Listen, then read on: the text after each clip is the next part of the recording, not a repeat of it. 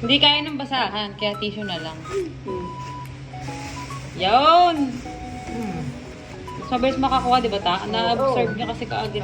Kaya sa basahan. Tsaka hindi to manipis, hindi napupunit. Kaya itatapon na ang basa. Tapos na tuloy yung basahan. Mabuti pa. O di ba? Ang ganda ng pang ano. Oo, Ang ganda. ganda. Oo, diba? Pang ano talaga to, pang kitchen. Pwede rin to pang ano eh. Yung sa, Hindi ka na mahirapan maglaba. Kuwari nagprito ng manok. Maganda rin to sa manok. Tama. O di ba ta? Wala na. Sayang yung basahan, tatapon So, na. yung basahan, natapon na. Tapon na yun ta. Ayan. Okay na. Kaya rin sabon. Diba? Ito, maganda Last tong tissue. one. Oh, last.